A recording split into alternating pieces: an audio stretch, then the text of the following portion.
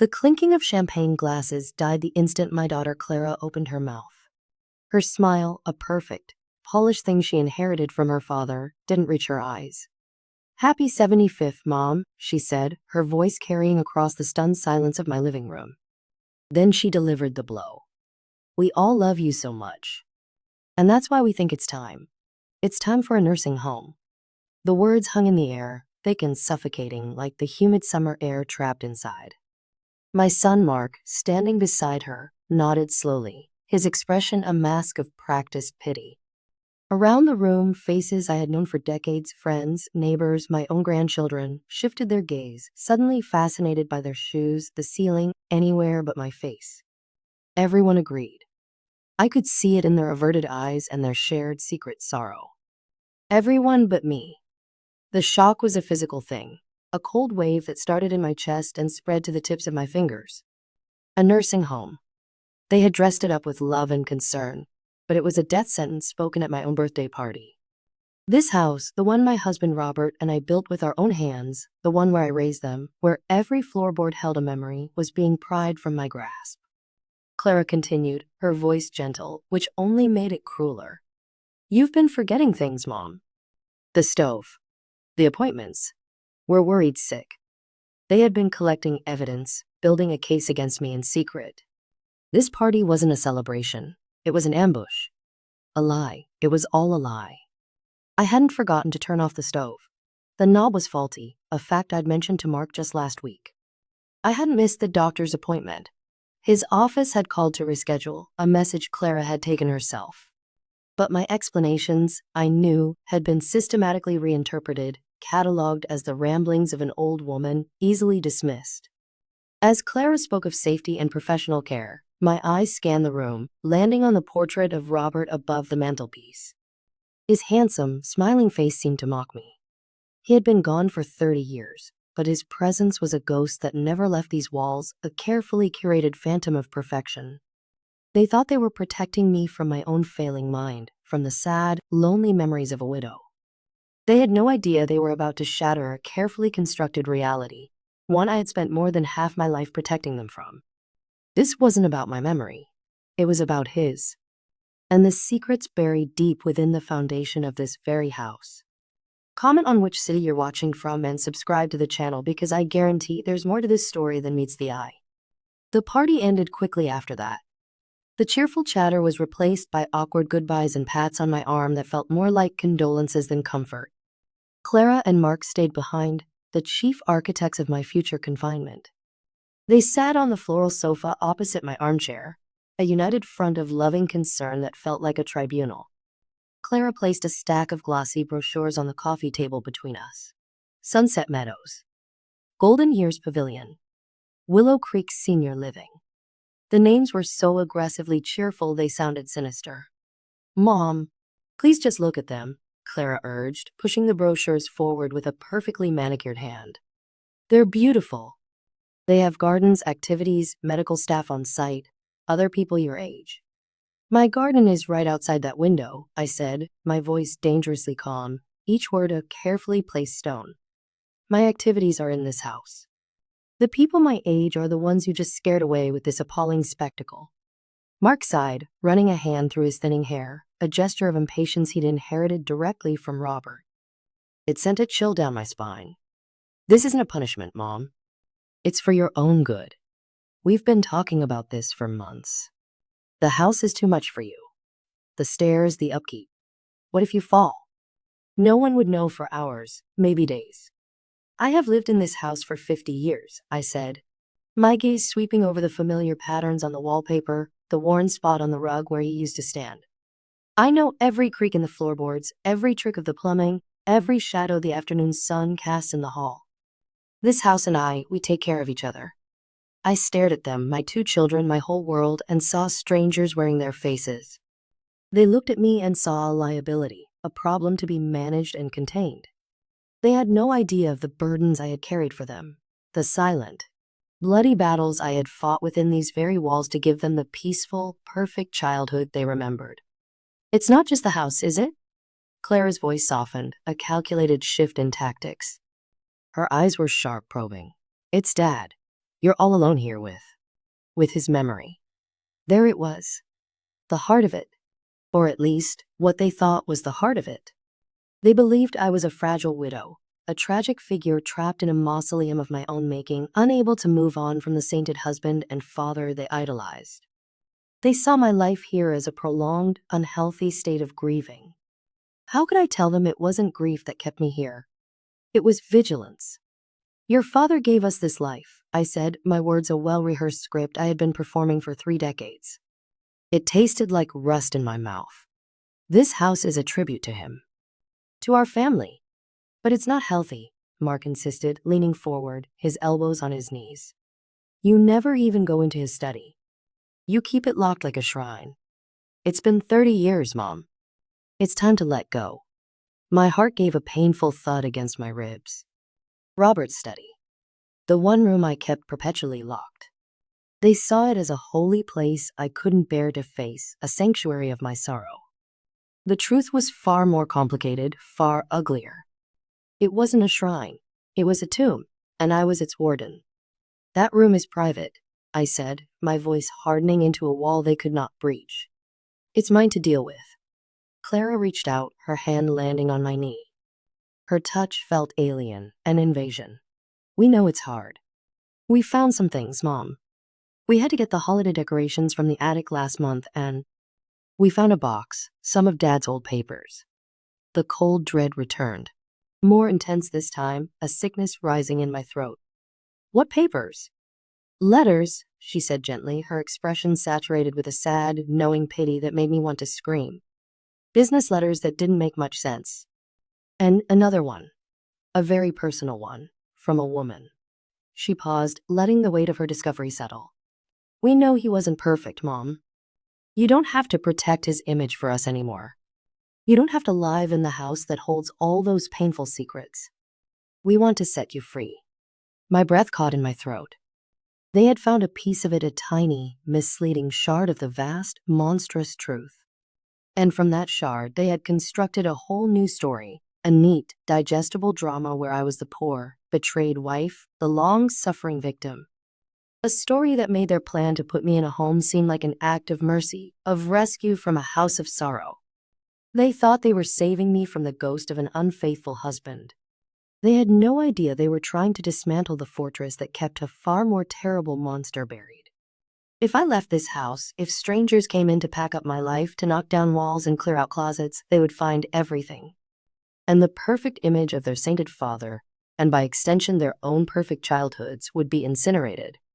I had to stop them. Not for my sake. Not anymore. For theirs. I stood up, my legs feeling steadier than they had all evening, fueled by a sudden, cold fury. I am not leaving my home, I said, each word a block of granite. This discussion is over. I walked out of the living room, leaving them with their glossy brochures and their devastatingly wrong assumptions. I went to the hallway and placed my hand on the cold, brass knob of Robert's study. They thought they knew the secret. They knew nothing. The days that followed were a Cold War fought with casserole dishes and concerned phone calls.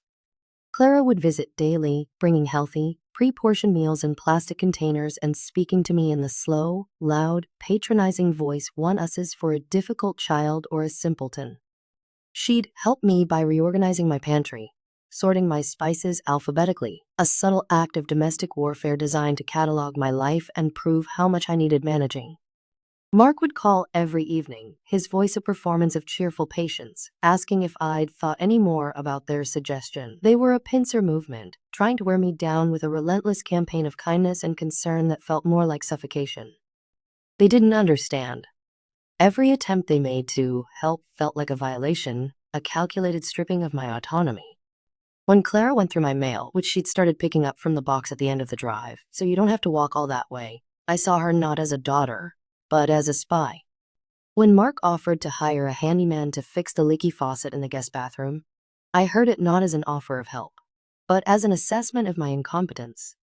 They were chipping away at my independence, brick by brick, trying to make the walls of my own home feel like they were closing in on me, to make me believe what they believed, that I was no longer capable of living here.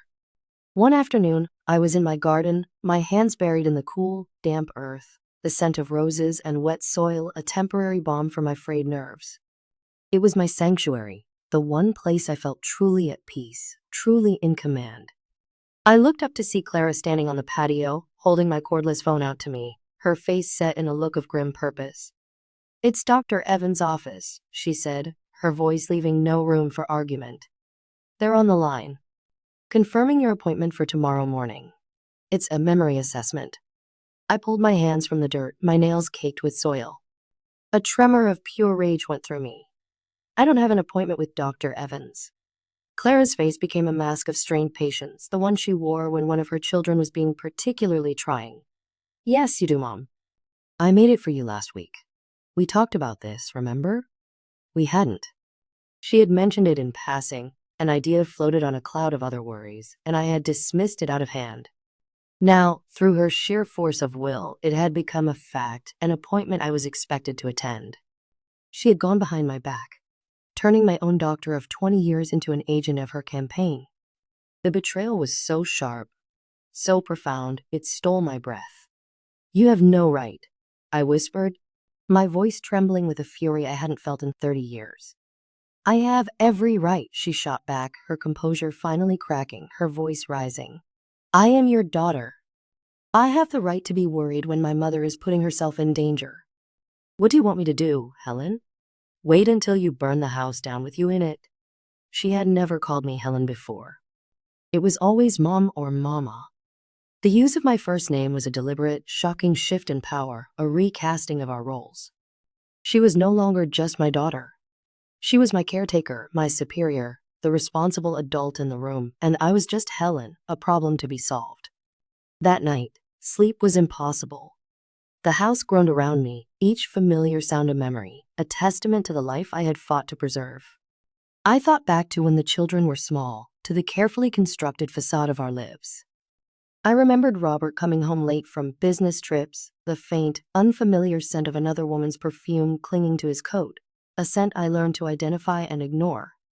I remembered his quick, cutting remarks that could slice a person in two, always delivered with a charming smile so no one else noticed the blade. I remembered the way his eyes would go flat and cold when I questioned an expense, a late night, a locked briefcase. This was the man whose infidelity they were trying to save me from, the charming, successful Robert everyone in town had known and admired. Clara's discovery of a single letter from another woman was just the visible tip of a monstrous iceberg. They thought the secret was infidelity. A common, sordid, almost banal little secret. It was so much more than that. The infidelity was a footnote, a distraction. It was the least of his sins. I got out of bed, the floorboards cold beneath my bare feet, and walked down the hallway to his study. The door was locked, as always. I kept the only key on a thin gold chain around my neck, hidden beneath my blouse. My children saw this as a morbid symbol of my obsessive grief. They didn't know I wore it like a soldier wears a dog tag, a constant, heavy reminder of the war I had survived and the enemy I had vanquished. I pressed my ear to the cold, solid wood of the door. Sometimes, in the dead of night, I could almost hear him in there, the scratch of his pen on paper, the low, conspiratorial rumble of his voice on the phone as he calmly and systematically ruined another man's life for his own gain. They saw this house as a monument to his love. I knew it for what it was, a cage.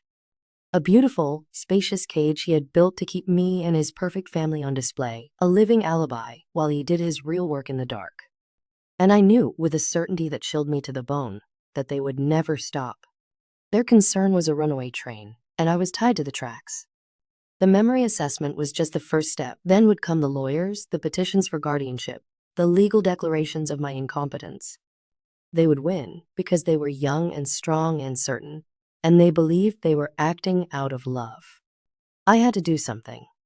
I had to show them, not just that I was capable, but that the world they thought they knew, the very foundation of their lives, was a fiction. Protecting them with silence was no longer an option. Now, the only way to protect my home, my freedom, was to burn that fiction to the ground. And I knew exactly where the matches were kept. The day of the memory assessment arrived, gray and drizzling, the sky weeping apathetic tears. Clara picked me up, her car smelling of vanilla air freshener and anxious energy. She chattered the whole way to the clinic, a nervous torrent of words about her son's soccer practice, a new recipe she'd tried, a sale at the department store, anything to fill the space and avoid the looming silence of our purpose. I let her talk. I was conserving my energy, marshaling my thoughts like a general preparing for the most important battle of her life. I was not the confused, fragile old woman she was driving to be tested. I was on my way to an interrogation, and I was ready. Dr. Evans was a kind man, young enough to be my grandson, with a gentle, reassuring demeanor that I knew Clara had handpicked for this very reason. He asked me simple questions at first. The date, the month, the year, the name of the president, what I had for breakfast. I answered them all perfectly, my voice clear and steady. Then came the memory tests. Lists of words to repeat back. A short story to listen to and recall. A drawing of a clock to copy, with the hands set to 10 past 11. I performed each task with meticulous, deliberate precision. I did not just draw a clock. I drew a perfect circle, marked the numbers with painstaking accuracy, and set the hands with the grace of an artist. Well, Helen, Dr. Evans said, leaning back in his chair and smiling warmly at Clara, who sat perched on the edge of her seat. Your short-term recall and executive function are excellent. Far better than mine most days. Clara looked momentarily flustered, her carefully constructed case beginning to crumble. This was not going according to her script. But the incidents at home? She insisted, her voice tight with frustration. The stove? Getting lost on the way to the market? She called me last week and couldn't remember where she put her glasses. And they were on her head. The stove knob is broken. I told you that, Clara, I said calmly, looking directly at my daughter. And I wasn't lost. I took a detour to see the cherry blossoms on Elm Street. I do it every spring. As for the glasses, I believe you yourself did the exact same thing last Christmas. Dr. Evans made a few notes, a small smile playing on his lips. It's not uncommon for family members to worry, Helen. Sometimes stress or fatigue can cause moments of forgetfulness that can seem alarming to loved ones. He turned his professional, calming gaze to Clara. I don't see any clinical signs of significant cognitive decline right now that would warrant concern about her living independently. Perhaps we can schedule a follow-up in 6 months, just to be safe. The ride home was thick with a new kind of tension. Clara was silent, her hands gripping the steering wheel, her jaw tight. I had won the battle, but I knew with absolute certainty the war was far from over. She hadn't gotten the ammunition she needed, the official diagnosis that would justify her crusade. Now, she would be forced to find another way, a more aggressive one. When we pulled into my driveway, Mark's car was already there. My heart sank. A two-pronged attack. They were waiting for me in the living room, their faces grim, a united front of disappointment. The glossy brochures for the nursing homes were still on the coffee table, a silent testament to their unwavering goal. The doctor said I'm fine, I announced. Standing in the doorway, my rain-dampened coat still on, a drop of water trickling down my temple like a cold tear. He said you don't have significant decline, Mom, Mark corrected, his lawyerly precision grating on my raw nerves. That's a clinical term. It doesn't mean you're fine. It doesn't change the fact that you're alone in this big house and we're worried sick. So, what's next on your agenda? I asked, my voice dripping with an ice I hadn't known I possessed. Now that your medical proof has failed, are you going to try and declare me financially incompetent? Have a judge take away my checkbook? Clara flinched as if I'd struck her. Of course not. Mom, why do you have to see this as a fight? We love you. We're just trying to do what's best. Love? I laughed, a harsh, rusty sound that scraped my own ears. Love is not trying to systematically strip a person of their home, their dignity, their entire life. What you're doing. This is something else. This is about control. I looked from her shocked face to Mark's defensive one. And it's about this house. You want it, don't you? You've been wanting it for years. So much easier to sell it and split the money if the old woman is tucked away in a home, isn't it? That's an awful thing to say. Mark blustered, his face turning a blotchy red. We just think it would be better to sell it. To take that burden off your shoulders. To finally let go of the past. Let go of your father, you mean, I said, my voice dropping. I walked slowly towards the mantelpiece, my hand resting on the cool marble just below Robert's portrait. His painted eyes smiled down, oblivious. You found a few letters and you've concocted this whole pathetic drama. You think you've uncovered a great, tragic secret. You think your father was a simple cheat and your mother his poor, heartbroken victim. I turned to face them, my back to the smiling lie on the wall. You have no idea what a real secret is. My words hung in the air, heavy and ominous. I saw a flicker of uncertainty in Clara's eyes for the first time.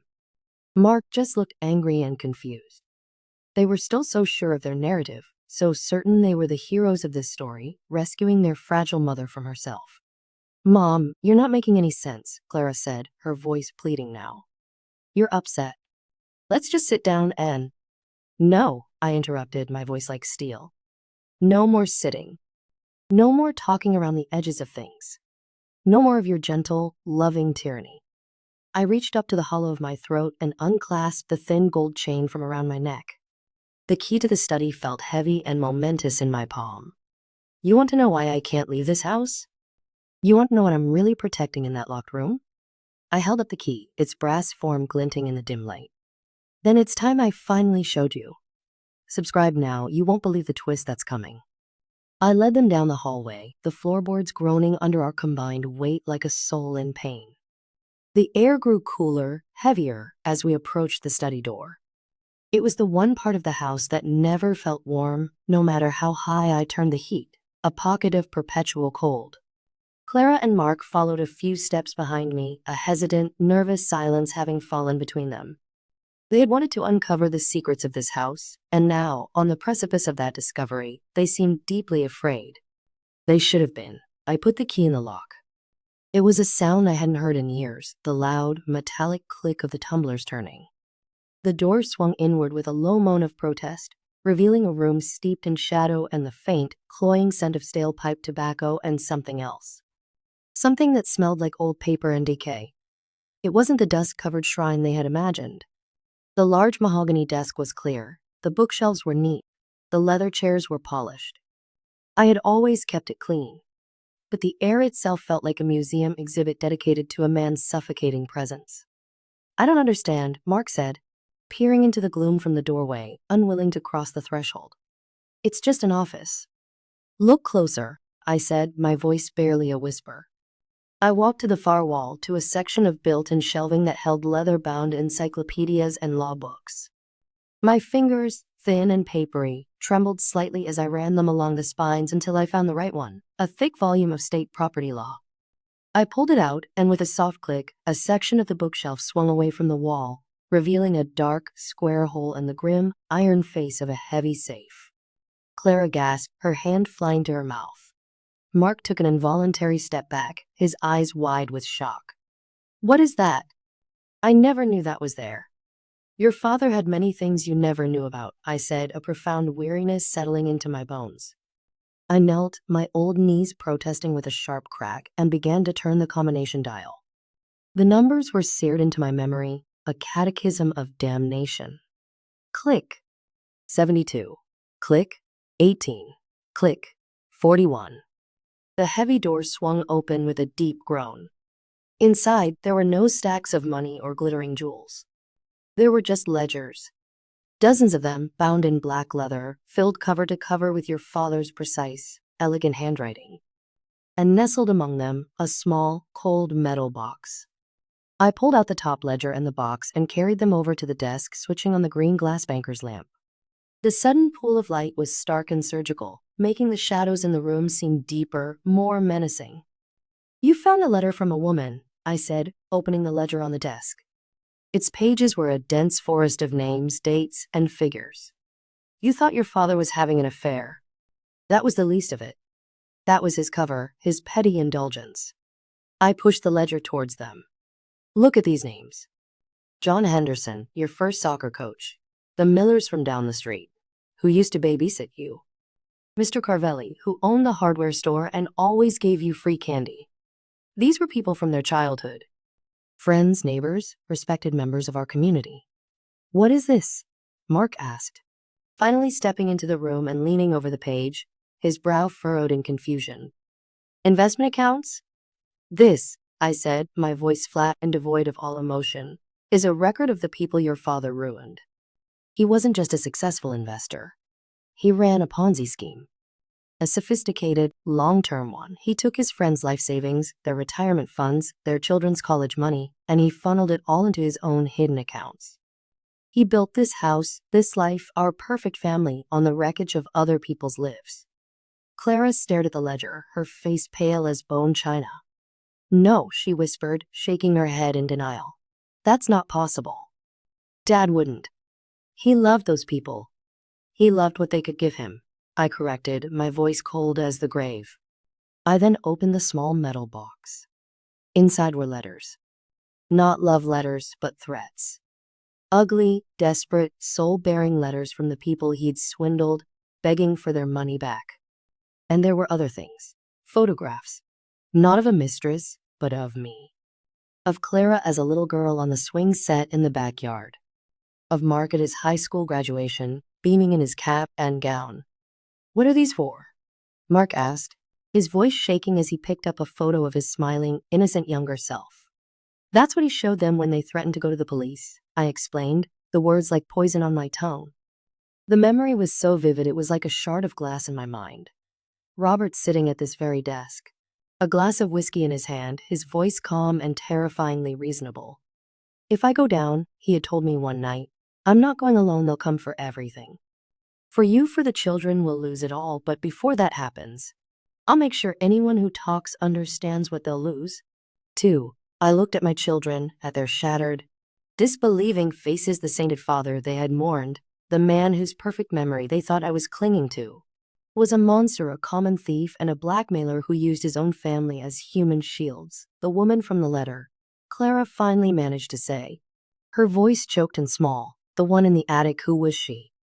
"She was his partner," I said, "his bookkeeper, the one who managed the overseas accounts where he hid the worst of it the week before he died.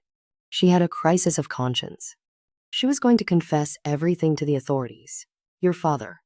He found out. He came home and told me he was going to take care of it. The same way he was going to take care of anyone who stood in his way. He wasn't just going to lose his money. He was going to prison. For decades. His pride couldn't handle that. He was becoming more and more unstable, more dangerous." I paused, letting the full weight of the horror settle over them.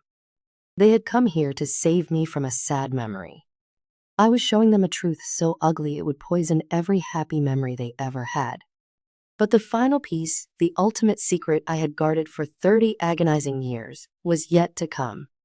This was my collapse, my confession, the moment I had both dreaded and, in some dark, exhausted part of my soul, longed for. I looked past them, through the doorway to the portrait over the mantel in the other room, the smiling lie that had governed our lives. "That night," I said, my voice dropping to a near whisper that was swallowed by the room's oppressive silence.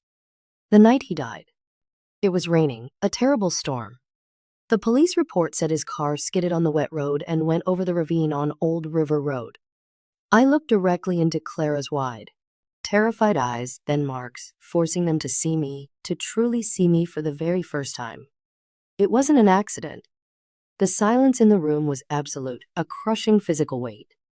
My children stared at me, their faces blank with a disbelief so profound it hadn't yet had time to curdle into horror. They were still trying to process the first revelation, the monster their father had been. This new one was a step too far, a fracture in reality itself. What are you saying?" Mark finally croaked, his voice a dry, rasping thing. I took a deep, shuddering breath. The air in the study felt thin, used up, poisoned by the past. He came home that night in a rage unlike any I had ever seen. The woman, his partner, had already spoken to her lawyer. He told me everything was falling apart. He said he had a plan. A final, desperate one. He was going to empty the last of the overseas accounts and disappear. But not before he neutralized the threats. He had a list. A list of people to silence. And then he looked at me, at you two sleeping soundly upstairs, and he said the most terrifying thing I have ever heard in my life. He said, "Maybe it's better if we all just disappear together. A tragic accident. Better than the shame." I could see the scene playing out behind my own eyes, burned there forever. Robert, his handsome face contorted with a terrifying mixture of panic and malice. the overwhelming smell of whiskey on his breath, the cold, dead nothingness in his eyes that promised he was capable of absolutely anything. He was going to kill us all, I stated, the words tasting like ash in my mouth. He was going to drive us off that ravine. He saw us not as his family, but as props in the life he had built. And if the play was over, he was going to burn down the theater with everyone still inside. I leaned against the heavy desk, my hands flat on the cool wood, the only solid thing in a world that was tilting and dissolving around me. My legs felt weak, as if the bones had turned to water. He went out to the garage to get in his car. He was going to see the first man on his list, to silence him for good. I followed him. He was so drunk, so consumed by his own narcissistic rage, he didn't even hear me. He always parked his car facing out. All I had to do was close the garage door and walk away. But I knew that wouldn't stop him. It would only delay him. He would come back inside, and he would turn on us. My voice broke. I stopped, closing my eyes, the memory washing over me in a cold, sickening wave. The brakes on his car, they'd been faulty for weeks. He kept meaning to get them fixed, but he never did. He was too arrogant to think anything could happen to him, too cheap to spend the money.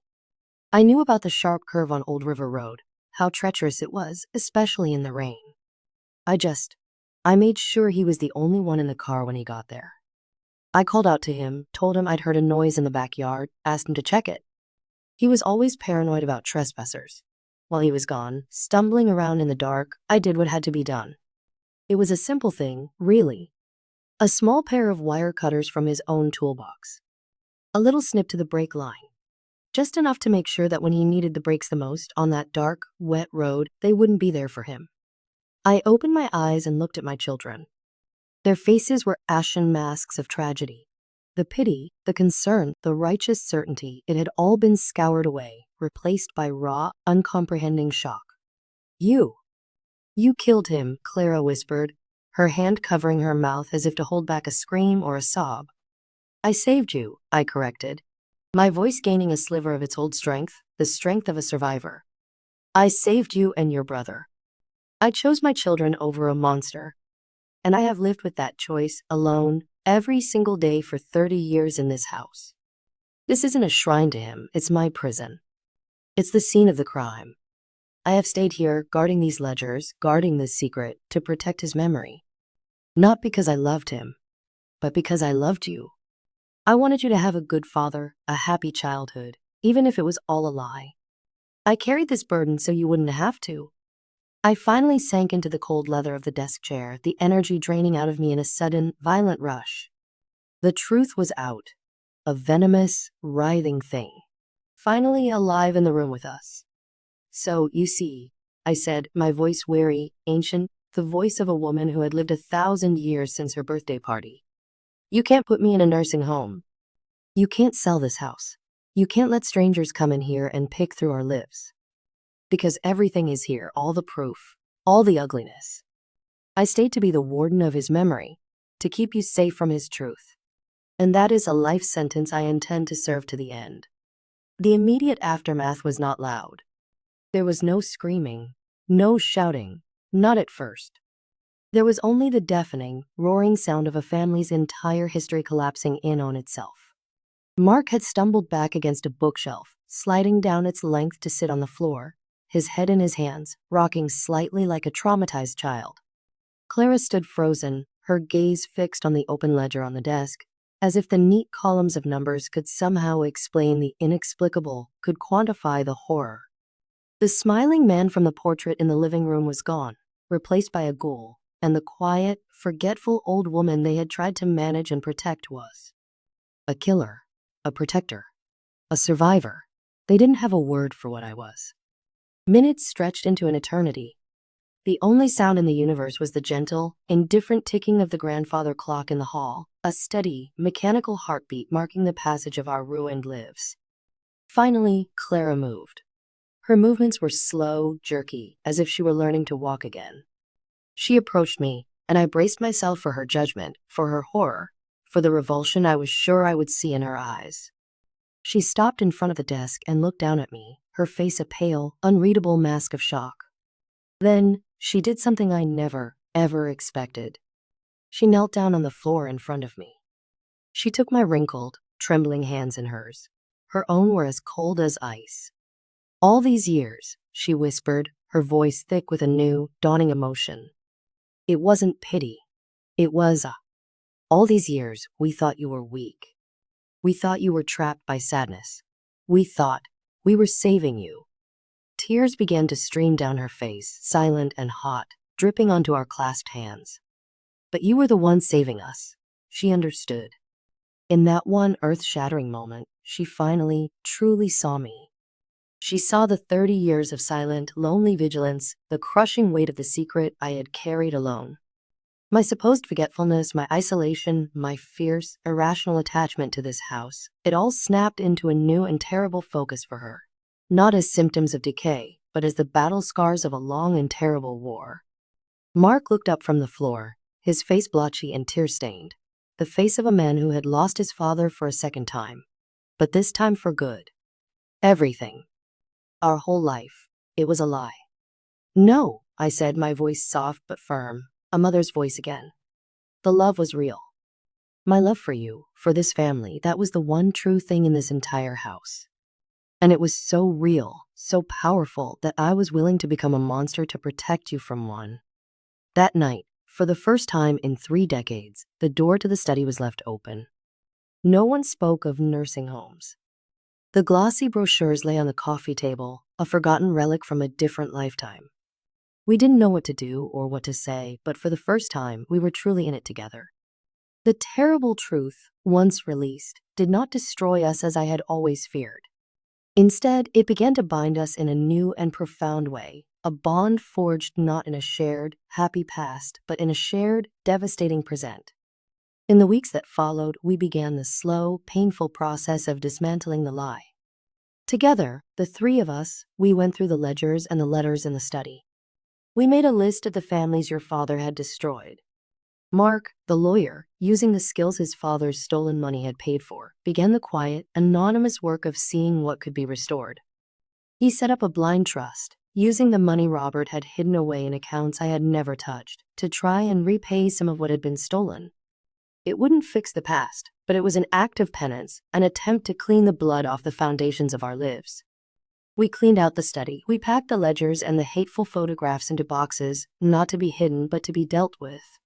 One sunny afternoon, Clara took the smiling portrait of Robert down from the wall. For a long time, she just stared at the empty space, the pale, clean rectangle of wallpaper, a ghost of the lie we had all lived with for so long. She replaced it. Not with another portrait, but with a large, framed photograph of the 2 of us, taken in my garden just a few years ago. In it, we are laughing, our heads closed together, the sunlight in our hair. It was a picture of a real memory, a true thing. My children no longer see me as a fragile burden. They see me as I am, a woman who made an impossible, terrible choice out of a fierce and desperate love. They don't visit out of obligation or worry anymore. They come to sit with me in the garden, to help me pack away the past, to share the silence and the immense weight of what we now know. The house is still my home, but it is no longer my prison. The open door of the study has let in the light. The secrets, once aired, have begun to lose their power. My life is not over. In a strange, painful, and ultimately beautiful way, a new one has just begun, a life built not on a perfect, glittering lie, but on a difficult, complicated, and resilient truth. Comment which part of the story left you speechless.